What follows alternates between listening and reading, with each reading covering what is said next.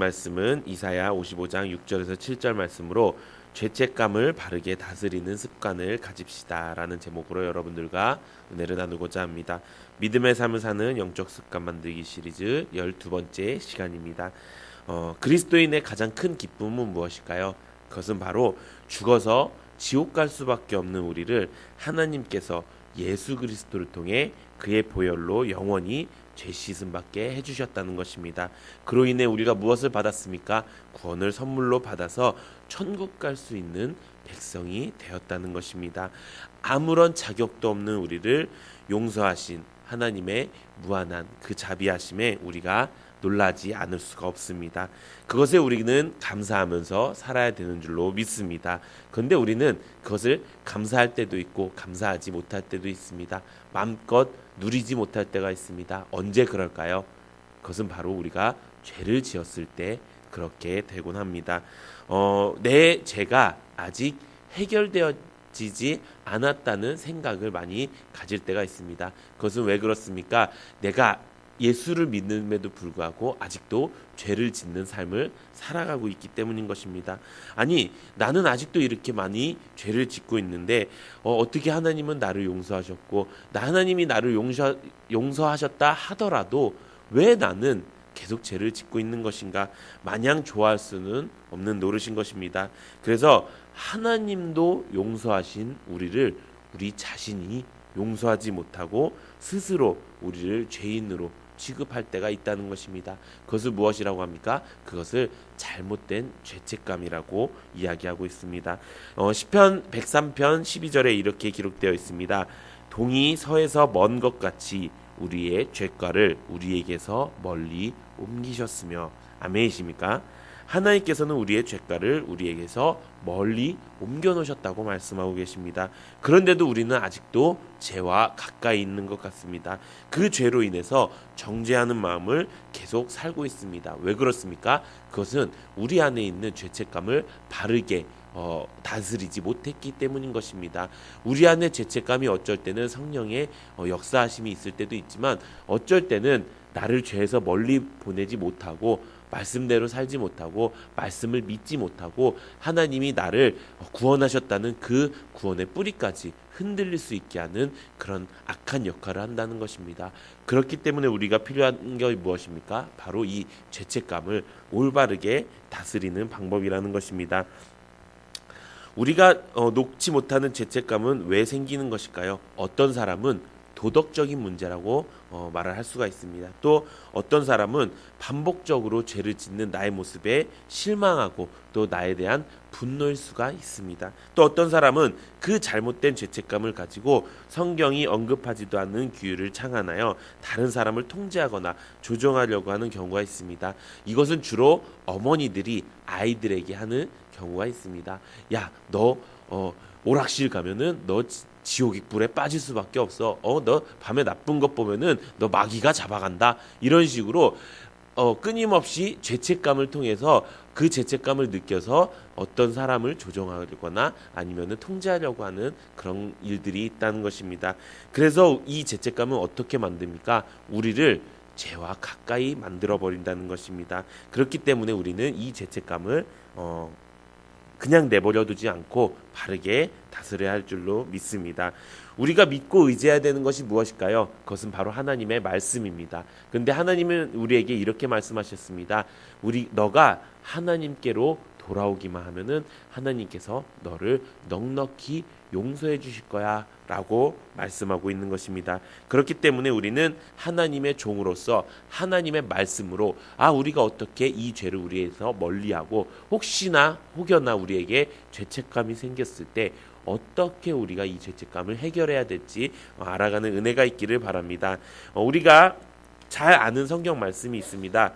두 가지가 있는데요. 첫 번째는 예수를 판 유다의 이야기가 있습니다. 또 하나의 이야기는 예수님을 3번 부인한 베드로의 이야기가 있습니다. 이 둘의 공통점은 무엇일까요? 둘 다 하나님 앞에 죄를 지었고요. 둘 다 죄책감이 생겼다는 것입니다. 그런데 그 후의 반응은 전혀 달랐습니다. 어떻게 달랐을까요? 먼저 유다의 이야기를 해보도록 하겠습니다. 유다는 죄책감을 가졌습니다. 어떤 죄책감이었습니까? 예수를 배반하고 예수를 팔아버린 그 죄에 대한 죄책감을 가졌습니다. 그런데 성경이 말하는 그 회개에는 한 발짝 미치지 못했습니다. 왜 그럴까요? 그것은 그가 잘못된 반응을 했기 때문인 것입니다. 우리 마태복음 27장 3절에서 5절 우리 함께 읽어보도록 하겠습니다. 시작. 그때 예수를 판 유다가 그의 정죄됨을 보고 스스로 뉘우쳐 은 30을 대제사장들과 장로들에게 도로 갖다 주며 이르되 내가 무죄한 피를 팔고 죄를 범하였도다 하니 그들이 이르되 그것이 우리에게 무슨 상관이냐 내가 당하라 하거늘 유다가 은을 성소에 던져놓고 물러가서 스스로 목매어 죽은지라. 아멘. 유다의 죄책감의 결과는 무엇이었습니까? 바로 죽음이었습니다. 왜 죽음의 문제까지 가게 되었을까요? 그것은 죄의 문제를 자기 자신이 해결하려고 했기 때문이었습니다. 유다가 스스로 죄를 뉘우친 것까지는 좋았습니다. 근데 스스로 뉘우친 다음에 유다가 해야 될 것은 그 은 30냥을 내가 놓고 난 됐어 하고 면피하는 게 아니라는 것입니다. 내가 은 30냥을 가지고 그것이 문제가 아닙니다. 내가 죄를 뉘우쳤으면 그것을 가지고 하나님 앞에 예수님 앞에 나왔어야 된다는 것입니다. 그래야지 예수님이 우리를 용서해 주실 수 있는 그런 상황이 만들어진다는 것입니다. 그런데 유다는 어떻게 했습니까? 자기 자신이 이게 맞는 것일 거야 라고 생각했다는 것입니다. 우리가 죄책감이 들었을 때 빨리 그 죄책감을 없애기 위해서 하는 것들이 있습니다. 어쩔 땐 죄책감을 무시하고 그냥 한 번 한 실수야 라고 이야기할 때도 있고요. 어쩔 때는 그 죄책감을 아예 무시해버릴 때가 있습니다. 그리고 그 죄책감을 내가 어떻게든 해보려고 이걸 하나님한테까지 얘기해 이렇게 생각할 때도 있습니다. 그렇지만 그것은 잘못된 방법이라는 것입니다. 우리에게 죄책감이 들었다는 것은요, 죄가 우리 가까이 왔다는 것이고요. 죄가 가까이 왔다는 것은 우리는 빨리 예수님 앞으로 가야 되는 사람인 줄로 믿습니다. 이것은 마귀의 전적인 계략입니다. 왜 계략입니까? 요한복음 10장 10절 우리 함께 읽어보도록 하겠습니다. 시작. 도둑이 오는 것은 도둑질하고 죽이고 멸망시키려는 것뿐이요 내가 온 것은 양으로 생명을 얻게 하고 더 풍성히 얻게 하려는 것이라. 아멘. 마귀가 우리에게 다가올 때 무엇을 가지고 옵니까? 죄책감을 가지고 온다는 것입니다. 이 죄책감은 죄로 연결이 되고요. 그 죄로 연결이 되었을 때 우리가 하나님께서 주신 그 생명의 관계를 도둑질하러 마귀가 온다는 것입니다. 마귀는 우리를 하나님께 분리시키기 위해서 죄책감을 가지고 온다는 것입니다. 왜 죄책감을 가지고 올까요? 그것은 우리에게 가장 약한 부분이기 때문인 것입니다. 우리에게 약할 때 강함 되시는 주님이 계십니다. 그 주님 앞에 나아갈 때 우리는 그 마귀의 계략이 아무리 세더라도 우리는 주님 앞에서 담대히 승리하게 될 줄로 믿습니다. 베드로도 이와 같은 일이 있었습니다. 어떤 일이 있었느냐? 마태복음 26장 75절 우리 함께 읽어보도록 하겠습니다. 시작. 이에 베드로가 예수의 말씀이 닭 울기 전에 내가 3번 나를 부인하리라 하심이 생각나서 아멘. 똑같이 예수님을 부인했습니다. 예수님 이름에 먹칠을 했습니다. 그래서 어떻게 했습니까? 심히 통곡했다고 이야기했습니다. 아마 굉장한 죄책감에 시달렸을 것입니다. 왜 그랬을까요? 베드로는 예수님의 수제자였습니다. 예수님이 팔려나간다고 해도 난 절대로 예수님을 보낼 수 없어 라고 했던 사람이었습니다. 예수님 옆에서 수많은 기적과 이적을 보면서 예수님을 절대적으로 믿었던 사람이었습니다. 그렇기 때문에 예수님이 너가 나를 3번 부인할 거야 라고 했을 때 나는 절대로 그러지 않을 것입니다 라고 확신했었습니다. 그런데 결과는 어떻습니까? 내가 확신했던 일들이 다 무너지고 결국 예수님의 말대로 나는 예수님을 부인한 사람이 되었다는 것입니다. 엄청난 부담감이었을 것이고요. 엄청난 죄책감이었을 것입니다. 나는 달라라고 생각했지만 결국 무너지는 자기 자신을 보고 많이 힘들어했을 것입니다. 그런데 그 뒤에 베드로는 어떻게 했는지 우리가 말씀을 통해 알 수 있습니다. 누가복음 24장 11절에서 12절 우리 함께 읽어보도록 하겠습니다. 시작. 사도들은 그들의 말이 허탄한 듯이 들려 믿지 아니하나 베드로는 일어나 무덤에 달려가서 구부려 들여다보니 세마포만 보이는지라 그 된 일을 놀랍게 여기며 집으로 돌아가니라. 아멘. 예수님이 돌아가신 지 3일이 지나서 예수님이 다시 살아나셨습니다. 그런데 아직 그 사실을 모르는 그 여자들이 무덤이 열린 것을 보고 사도들에게 가서 그 말을 전했습니다. 그런데 다른 사도들은 전혀 믿지 않았습니다. 그런데 베드로는 어떻게 했습니까? 베드로는 일어나서 무덤에 달려갔다고 이야기했습니다. 베드로는 엄청난 죄책감과 압박감에 시달렸을 것입니다. 그런데도 어떻게 했습니까? 자기 자리를 지켰습니다. 사도들이 있었던 자리에 있었고요. 누군가 사도들에게 와서 이런 일이 있었습니다. 예수의 무덤이 열려 있었습니다. 라고 했을 때 다른 사도들도 가만히 있었는데 그 죄책감에 빠졌던 그 베드로는 일어나 달려가서 그 무덤을 바라보았다는 것입니다. 이게 죄책감을 바르게 해결하는 방법인 줄로 믿습니다. 우리에게 죄책감이 다가왔습니다. 나는 왜 이러지?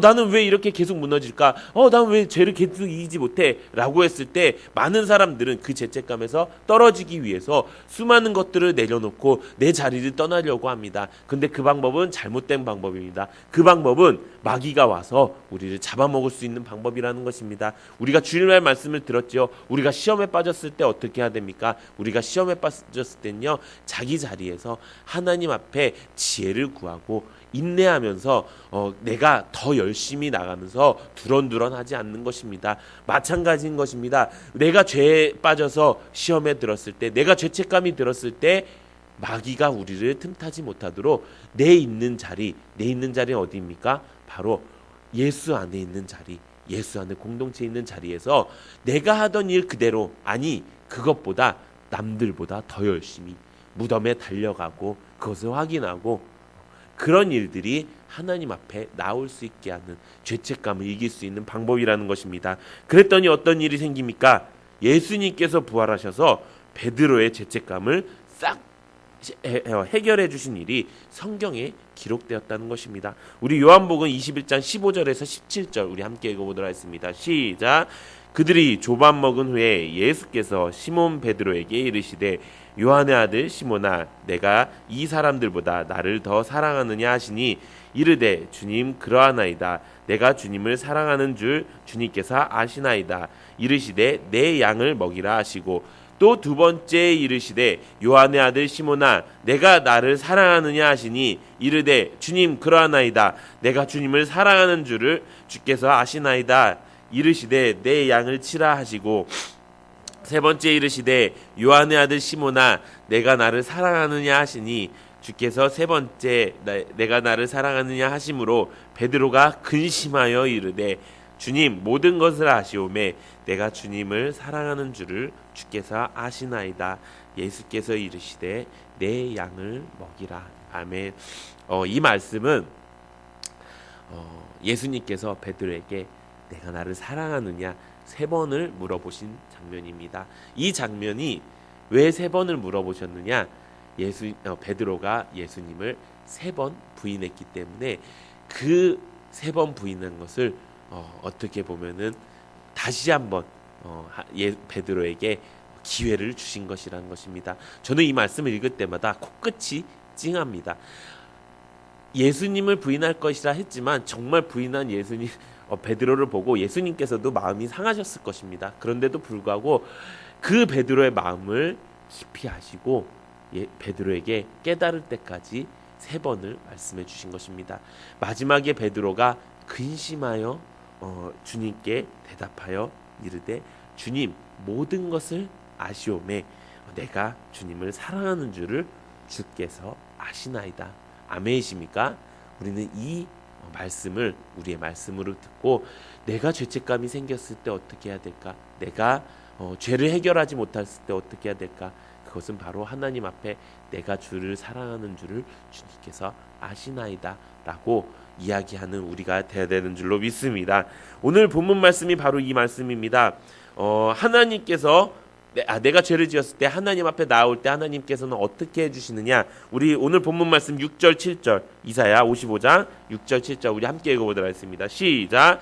너희는 여호와를 만날 만한 때에 찾으라. 가까이 계실 때에 그를 부르라. 악인은 그의 길을, 불의한 자는 그의 생각을 버리고 여호와께로 돌아오라. 그리하면 그가 긍휼히 여기시리라. 우리 하나님께로 돌아오라. 그가 너그럽게 용서하시리라. 아멘. 우리가 생명을 그리스도께 드린다고 우리가 입술로 시인하고 그 구원을 믿는 순간 과거와 현재와 미래의 우리 죄는 사함을 받은 줄로 믿습니다.